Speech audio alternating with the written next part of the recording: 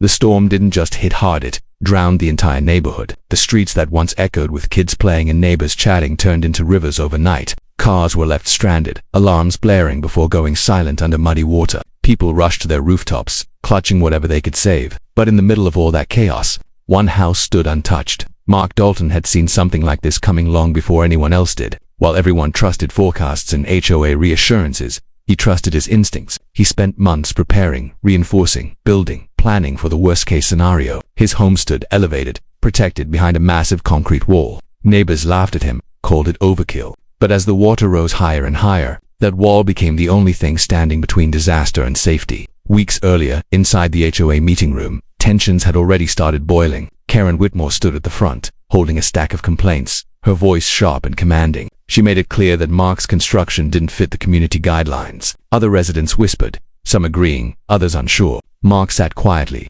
listening, watching, knowing this moment would come. To them, it was about rules. To him, it was about survival. That wall is illegal, Karen snapped, pointing directly at Mark like she had already won. The room fell silent instantly, the weight of her authority hanging in the air. A few board members nodded in agreement, eager to stay on her side. But Mark didn't react the way they expected. He didn't argue. He didn't raise his voice. He simply leaned back, calm and steady, because deep down, he knew something they didn't. While complaints were filed and warnings were issued, Mark kept building. Day after day, he worked under the sun and clouds, pouring concrete, reinforcing every inch. His golden retriever buddy stayed close, watching loyally as if he understood the importance of it all. Neighbors passed by shaking their heads, whispering jokes about his fortress.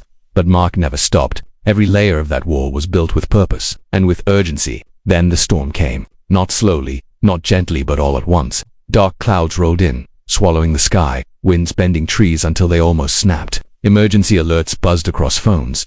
But by then it was already too late. Rain poured down harder than anyone expected. The calm neighborhood turned tense within minutes, and suddenly, fear replaced every ounce of doubt people once had. Water rushed through the streets like it had been waiting for this moment. Drains overflowed instantly, turning roads into rivers. Cars began floating, bumping into each other helplessly. Families ran, grabbing children, pets, anything they could carry. Sirens echoed in the distance, mixing with the sound of rushing water. And through it all, the HOA had no plan, no system, no preparation for something this big. Even then, Karen didn't stop. Standing in a small rescue boat, soaked and furious, she pointed straight at Mark's wall. Her voice cut through the chaos as she shouted accusations, blaming him like his preparation had somehow caused all of this. Officers nearby watched carefully, unsure how to respond. But Karen wasn't thinking about the flood, she was thinking about control, and she wasn't ready to let it go. Meanwhile, Mark sat above it all, calm and steady. He held a warm cup of coffee, watching the floodwaters swirl below him. Buddy sat beside him, alert but relaxed, trusting his owner completely. Behind them, the yard remained dry, untouched, almost like it existed in a different world.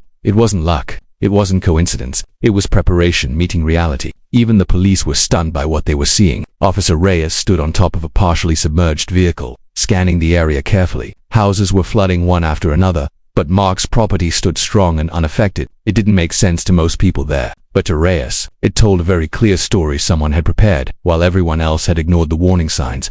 Karen kept demanding action, her voice louder now, more desperate than before. She insisted the wall be torn down immediately, claiming it was causing water to redirect. But Officer Reyes didn't move. He watched the water closely, noticing the pressure building in other areas instead. This wasn't about one wall. Something bigger was happening, and it was about to get worse. The water level kept rising, pushing harder against everything in its path. Fences, small barriers, weak reinforcements, none of them were designed for this kind of force. Debris floated past at increasing speed, carried by currents that were growing stronger by the minute. You could almost feel the tension in the air, like something was about to snap. And then, cracks began to form. Small at first, barely noticeable, hidden beneath the pressure of the water, but they spread quickly. Weak structures started bending, groaning under the weight. What people thought would hold for now was starting to give way, and there was nothing anyone could do to stop it. Suddenly, a section collapsed. Water burst through with explosive force, sending debris flying in every direction. The calm flow turned violent instantly, like a dam had been released.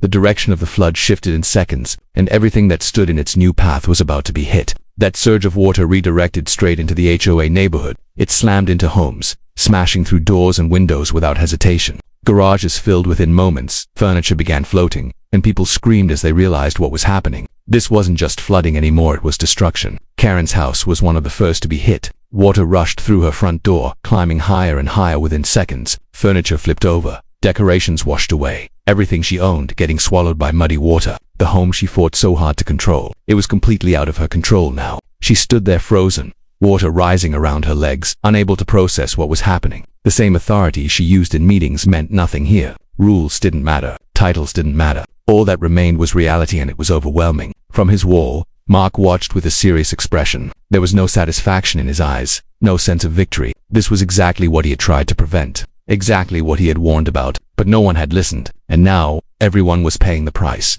Rescue efforts kicked into full motion. Officers moved quickly, pulling people into boats, shouting instructions, trying to maintain order in complete chaos. Families were separated, reunited, crying, panicking. The flood didn't give anyone time to think, it only forced them to react. From above, the difference was impossible to ignore. One side of the neighborhood was completely underwater, destroyed and chaotic. The other side, Mark's property, remained dry, stable, untouched. It wasn't luck, it was preparation. And now everyone could see it clearly. Karen was eventually helped into a rescue boat. She didn't argue this time. She didn't shout or point fingers. Her expression had changed completely. The confidence was gone, replaced by shock and quiet realization. For the first time, she understood. Officer Reyes looked back at the wall again, studying it carefully. Solid, unmoved, doing exactly what it was built to do. It wasn't causing the problem, it was preventing one. And that realization changed everything. Neighbors watched from boats, staring at Mark's home. Some looked frustrated, others ashamed, and a few simply quiet. They remembered the jokes, the complaints, the meetings.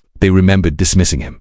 And now, they couldn't ignore the truth anymore. Even Karen remembered that meeting, the moment she pointed, the moment she declared the wall illegal. It replayed in her mind, but now it felt different. The confidence she had then was gone, replaced by regret. Despite everything, Mark stepped in to help. He guided rescue teams, pointing out safer paths through the floodwaters, using his vantage point to assist. He didn't hold grudges. He didn't turn people away, because this was never about proving people wrong, it was about protecting lives. As Karen looked back at her flooded home from the boat, the weight of everything hit her. The loss, the mistakes, the decisions she couldn't undo. For the first time, she saw the situation clearly, and it wasn't easy to accept. The storm slowly began to pass. Clouds started to break, letting light through for the first time in hours. The rain eased, and the water stopped rising. But what it left behind told a story no one would forget. Water began to recede, revealing the damage underneath. Mud-covered streets, destroyed homes, scattered debris everywhere.